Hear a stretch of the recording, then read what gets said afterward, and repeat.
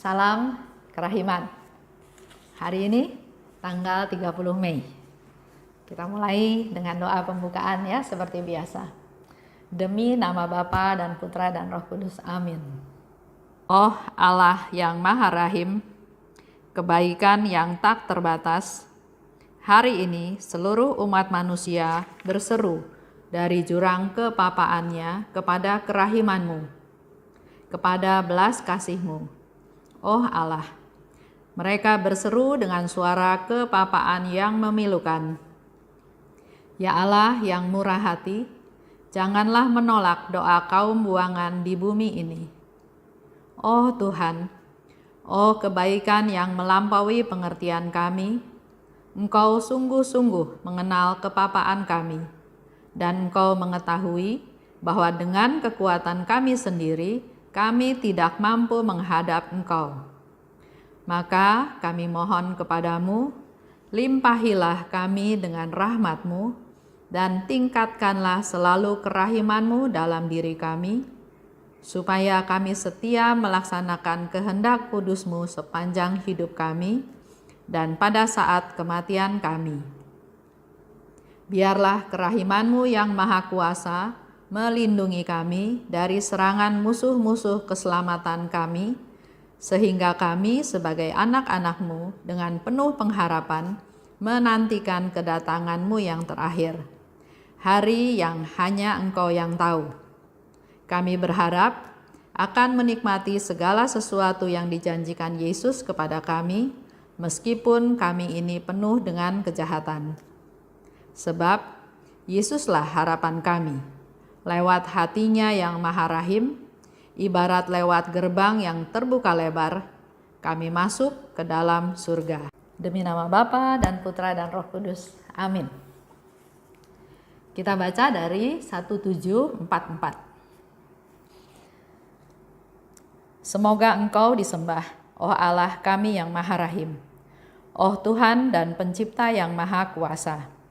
Dengan kerendahan hati yang mendalam, kami memuji Engkau, sambil membenamkan diri dalam samudera kealahan-Mu. Tetapi di saat pencobaan, manusia tidak bertahan. Karena bujuk rayu si jahat, ia tidak setia kepadamu. Ia kehilangan rahmat dan karunia-Mu, hanya kepapaan yang masih tinggal padanya. Dengan air mata, penderitaan, duka cita serta kepahitan, sampai ia beristirahat di dalam kubur. Tetapi Engkau, oh Allah yang maha rahim, tidak membiarkan umat manusia binasa, dan Engkau menjanjikan seorang juru selamat. Meskipun pelanggaran-pelanggaran kami berat, Engkau tidak membiarkan kami putus asa, dan Engkau mengutus nabi-nabi-Mu kepada Israel. Terus-menerus siang dan malam, umat manusia berseru kepadamu dari jurang kepapaan, dosa, dan segala penderitaan. Dengarkanlah rintihan dan air mata, hai Engkau yang meraja di surga, Allah kerahiman yang agung, Allah segala belas kasihan. Manusia sesat, tetapi ia tidak dapat minta ampun, sebab suatu jurang menganga, membentang, memisahkan Allah dan manusia. Dengan suara kepapaannya ia berseru, kasihanilah kami. Tetapi Yahweh diam saja, dan abad demi abad pun terus berlalu. Tetapi kerinduan seluruh umat manusia semakin memuncak. Suatu kerinduan akan Dia yang telah dijanjikan. Datanglah, hai anak domba Allah, hapuslah kejahatan-kejahatan kami. Datanglah, terangilah kegelapan kami, ibarat sinar terang. Tanpa henti umat manusia berseru kepadamu, oh Tuhan para Tuan, menyerukan kerahiman-Mu yang tak terbatas, menyerukan kemurahan-Mu. Oh Yahweh yang agung, berkenanlah berdamai dengan kami, ingatlah akan kebaikan-Mu, dan ampunilah dosa-dosa kami. Kebaikan Allah yang tak terhingga dalam mengutus putra tunggalnya kepada kita. Panjang ya. Tapi coba kita mau belajar dari apa yang kita baca sama-sama. Pertama, Suster Faustina sepertinya mengajar kita bagaimana cara berdoa. Tahapan awalnya selalu dimulai dengan memuji Tuhan. Semoga Engkau disembah, oh Allah yang Maha Rahim, Pencipta yang Maha Kuasa. Kami memuji Engkau. Ya, jadi pertama, dalam doa kita memuji Tuhan. Kita menyembah Tuhan. Dan itu dilakukan dengan kerendahan hati. Tahap kedua, bicara tentang pencobaan. Di saat pencobaan, manusia tidak dapat bertahan. Karena ada bujuk rayu si jahat. Menyebabkan manusia tidak setia. Karena tidak setia, maka manusia kehilangan rahmat. Sehingga apa yang terjadi?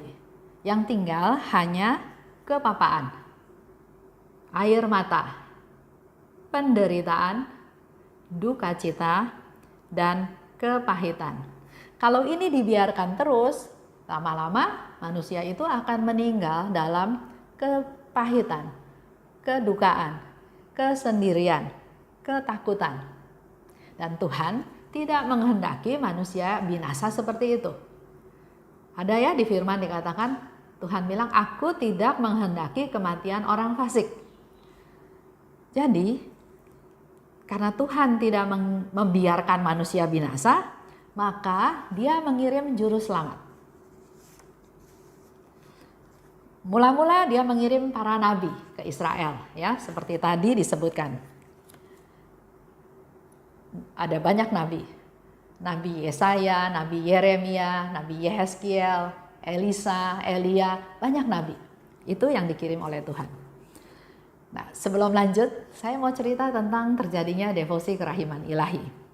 Atau mau cerita tentang kenapa Tuhan kirim para nabi. Bahkan akhirnya Tuhan Allah mengirim Yesus. Karena dari sejarah, dari mulai kita baca Alkitab dari sejarah, kita tahu Allah itu tidak menghendaki manusia binasa. Sehingga pada waktu manusia mengalami krisis, apakah krisis spiritual, apakah krisis ekonomi, apakah krisis politik, Tuhan selalu mengirimkan nabinya, mengirimkan utusannya. Itu kita bisa baca ya dari Perjanjian Lama. Atau kalau kita bicara di akhir-akhir ini, ya bukan sekarang, tapi mungkin tahun 1800, tahun 1900-an,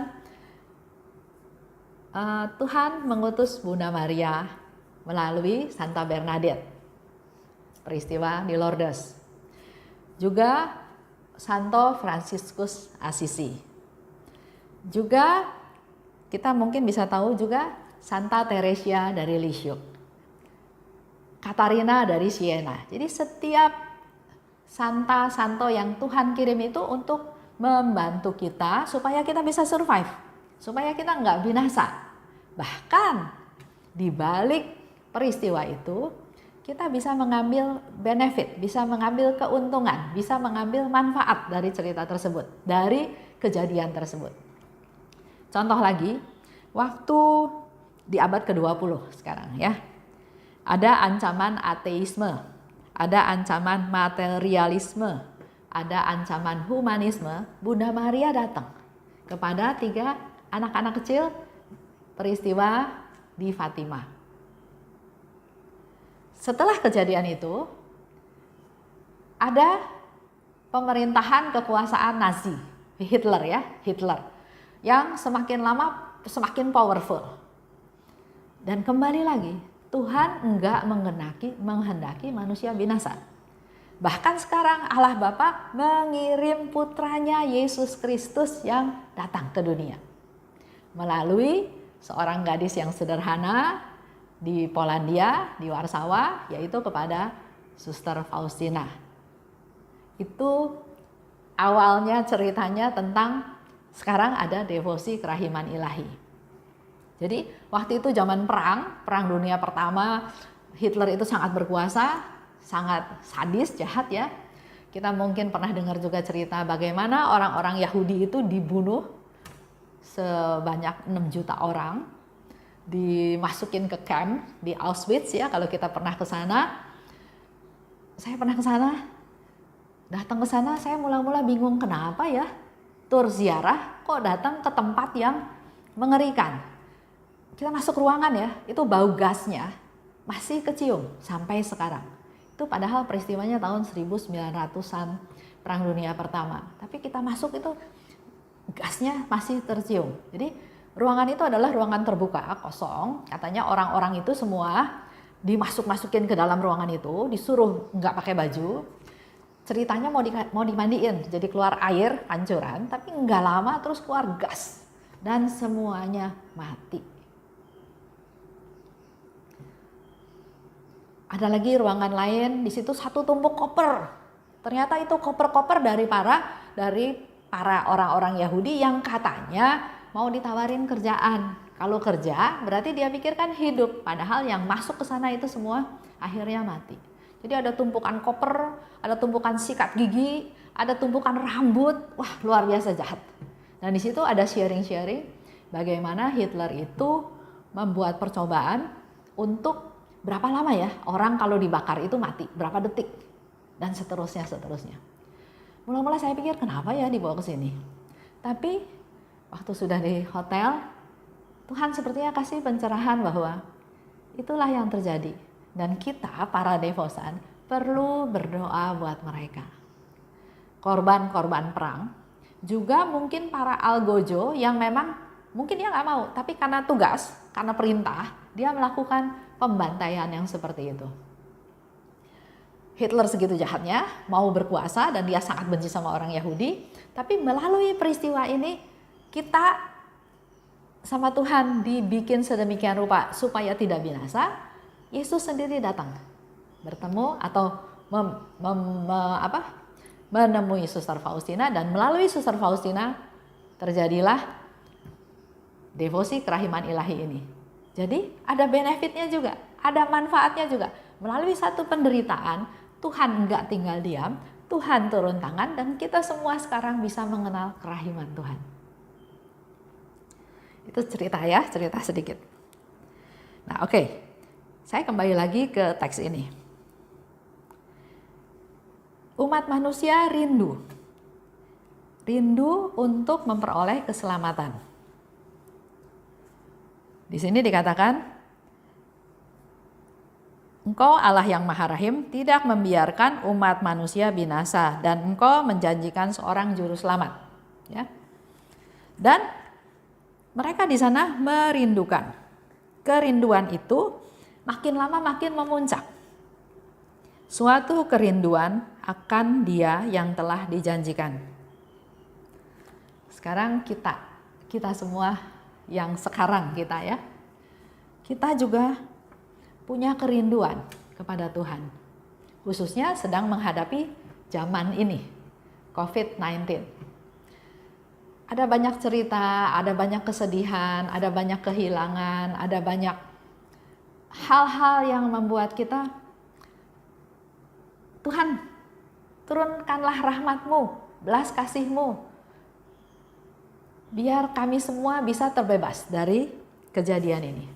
Supaya kami bisa survive, supaya kami bisa tetap hidup. Dan jamah kami Tuhan, beri kami pencerahan. Apa maksud daripada semua ini? Supaya melalui peristiwa ini kita juga mendapatkan benefit, mendapatkan manfaat. Dan di sini Faustina mengajak, mari kita sama-sama berseru kepada Tuhan. Datanglah, hai anak domba Allah, hapuslah kejahatan-kejahatan kami. Datanglah, terangilah kegelapan kami, ibarat sinar terang. Kita boleh berdoa seperti itu, ya. Sekali lagi, datanglah, hai anak domba Allah, hapuslah kejahatan-kejahatan kami. Datanglah, terangilah kegelapan kami.